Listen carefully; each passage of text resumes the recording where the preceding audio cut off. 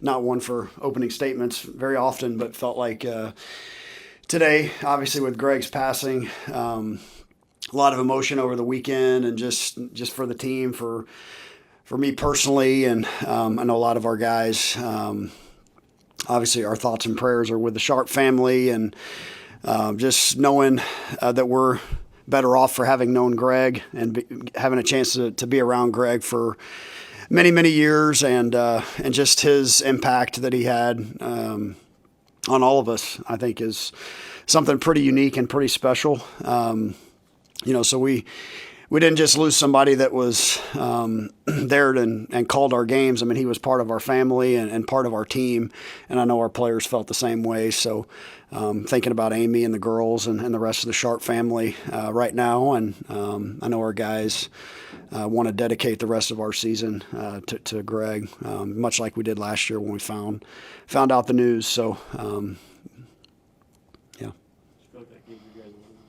Even though it was obviously pretty heavy over the weekend. Yeah, I think so. I think you kind of those things happen. You go one way or the other with it, and our guys were determined to honor Greg, and we talked about competing in a way that would make him proud, and he was proud of us all the time. But I think it was certainly gave a little extra juice. Not that you need much on national television against a team like Vanderbilt, but I think particularly that day, you could really feel that presence there. Is there anything tangible you guys are going to do? Maybe wear the Greg Sharp patches or anything else? I think we'll look definitely. We ordered some more patches so everybody could have them on their hats. Maybe something in the ballpark. I think there'll be maybe another couple of opportunities at home to pay tribute to him. So, how's Tucker Timmerman doing? And is he available this weekend? What's his situation? No, so he's gonna need surgery. Some pretty bad stuff going on there, breaks, and he's going to have to go in, and they're going to do some extensive stuff, and they can't really do anything until the swelling goes down. So saw him today. He's in good spirits. He can see out of his eye now, which is a major improvement from where he was, but we'll be without him for an extended period of time. You expect at some point this season? Yeah, he'll be back. He'll be back. But you never really know what the recovery is going to look like because it does involve the eye and, some of that stuff too. So the way I understand, he could have some vision issues just initially after the surgery, but he should be fine. And certainly it's something that he can kind of keep his arm moving a little bit, to stay in shape somewhat that way. But anything that puts him at risk right now, he's not going to be able to do anything. So, hopefully we can get him into surgery next week. That's the plan, is the end of next week. But if the swelling subsides substantially before then maybe we can get him in earlier and then obviously start the recovery earlier. Yeah. Do you experience anything like that as a coach? I mean, obviously Shane had his jaw broken, but I can't recall. It was an odd because the result looked like a line drive. And seeing the replay, obviously it was 106 off the bat, but it was straight into the ground, and I think it just had that weird top spin on it. I don't know that I've seen one like that did that much damage as a coach. Yeah, it was a rough deal for Tuck. You guys have a 3-game series obviously this weekend. Right. Do you go Walsh Brockett? Is it how do you kind of determine that, especially when they both had good opening starts? Yeah, we were kind of talking about that in the office today. They both are worthy of a start. So yeah, there's some decision to be made there. Obviously, one of those guys would slide to the pen, and as we start playing midweeks, you're going to need 4 starters. So I think that gives you some stability there. Hopefully, is kind of what we're searching for on those Tuesday games where you can. I know there's some games that we have Tuesday, Wednesday, but where you can just know who's starting and you're not kind of just trying a bunch of different guys out. So I think either way we go, I mean, you're talking about a guy who had a 7-inning shutout and the other guy had 6 innings, 1 run, and pitched great. Brockett was awesome. We'll kind of decide here probably in the next 24 hours. trainer was out. I guess when you guys went and took Rocket out, was it like a blister or something, or what was? Yeah, he just kind of felt just a little zing. I mean, nothing like bad. It wasn't a blister. It was just kind of sometimes you can kind of on the end of your fingers just kind of get some numbness. Like I said, hopefully nothing serious. I don't think it is. Our trainer doesn't seem to think so either. He hasn't thrown a pin yet though. So, we'll see how he's at today at practice. Another, I guess, kind of minor thing, but you guys swapped Sirianni and Harvell Yeah. on the bases. What was kind of the thought process, and what are you guys hoping to get? Yeah, I think just part of it is that Harv is a recruiting coordinator, so there could be times. There was a lot of times this fall where he was on the road recruiting, and it's kind of hard to have your third base coach and offensive coordinator gone, So I thought it was kind of a natural fit. Mike's done it before. Harv just wants to do what it takes to help the team win. So I just think it was and Mike was coaching the hitters last year. I mean, primarily, and then Harv was running the offense. So I just kind of wanted to marry those two things together. Thought it would be from the recruiting side of it, and then also just from the side of you're hitting an offensive coordinator, just being the same person. I think is, in my experience, I guess that's probably easier to come by that way. So yeah, that's kind of the thought process behind it.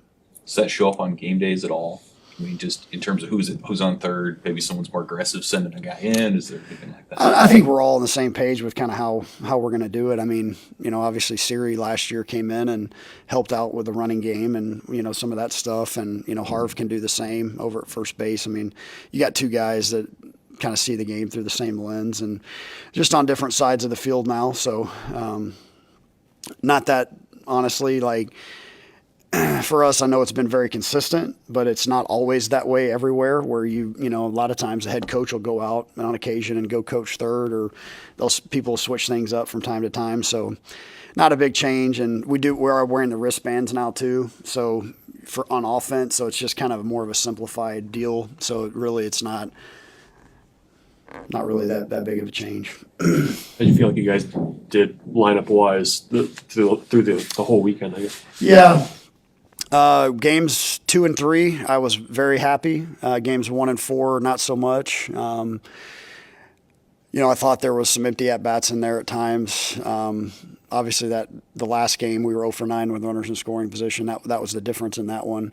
A little choppy, the two games, like I said, the 2 and 3, we were noticeably more aggressive early. Ironically, you get on base more with walks and hit by pitches when you are that way. So I think the first game kind of chalk it up to a little bit of jitters.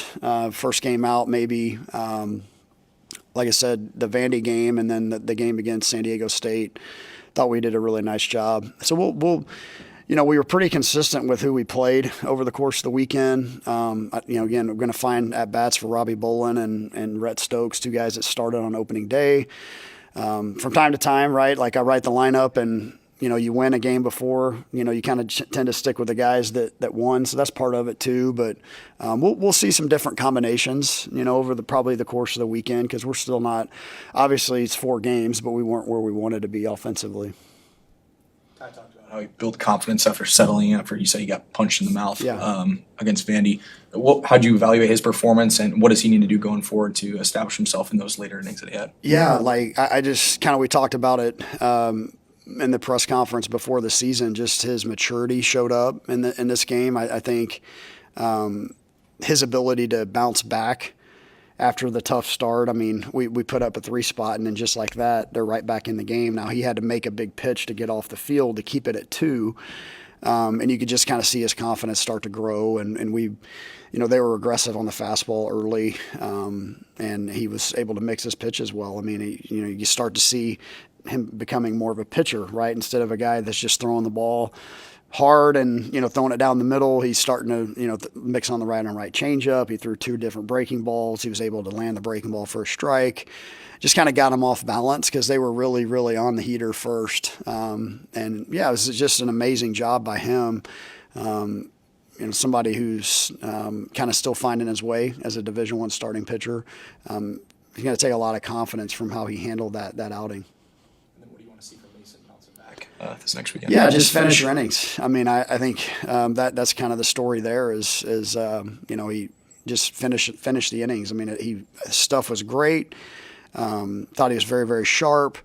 Then he, had a 30-plus pitch inning. That's very uncharacteristic for him, and it kind of put us in a bad spot for the rest of that game. Chris still comes in not quite ready with the bases loaded, and his outing's a little choppy because of it. And then we have to bring Clevenger in with the bases loaded after that. So, Mason is going to bounce back. I mean, he's got the maturity, the veteran. He's been there and done it, and I thought stuff was awesome. I mean, he's touching 95 in the first inning. What he struck out 8 of the first 11 guys he faced. Just got to finish the innings. I mean, that's the takeaway there, and he knows that. I feel like your bullpen depth was kind of what you thought it was going into the season. Yeah, I think we don't win that game against Vandy, without those guys. And the first game got away from us a little bit, so we didn't use multiple leverage guys in that game. We knew we had kind of the full bullpen stocked, for the Vandy game. And Jalen wasn't very sharp, but he's going to be really good for us. And you could kind of see that veteran status there because even though he wasn't very sharp, he still made his pitches, when he had to, because he's been in those spots before. Obviously, Tuck was rolling pretty good. And then Broderick, came in and made it look pretty easy there in the ninth. So there was definitely some depth. Jossa, good to get him out there. And Clark only threw to one hitter, but was obviously very sharp in a big situation. So, yeah, a lot of bright spots there. Crazy in a 4-game series, still a lot of guys didn't pitch at all. We got some talented freshmen. We got some guys that we're going to count on, especially now with Tuck being out for a little bit, that we're going to be excited to see. And I think it showed up pretty well. What are the challenges with Louisiana, and then I guess for you guys as coaches too, to line up against Matt Deggs? I know a lot of you guys have history with him. Yeah, Coach Deggs, I have a tremendous amount of respect for him. Just as a baseball man, I've learned a lot from him. Basically, very, very, very influential on my offensive career. Just kind of getting started as a hitting coach and coaching third base, and my first experience outside of kind of Nebraska, right, was with him at Texas A&M when I was the volunteer coach. And so took a lot of stuff that I learned in those 2 years from him. Obviously a great family guy too, and he's done a great job with that program. But yeah, they're going to be they're used to winning. They have a Friday night guy that's an ace and an All-American. A lot of team speed. Going to have to defend the bunt game.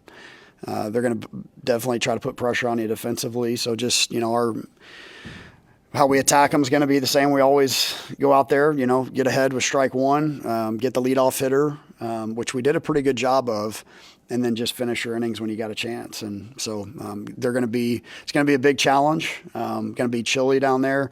The way I understand it, that field, the way it sets up, the wind blows out. It's backwards, so the wind blows out when it's a north wind. I think that's what we're going to have. So cold, relatively speaking, I suppose.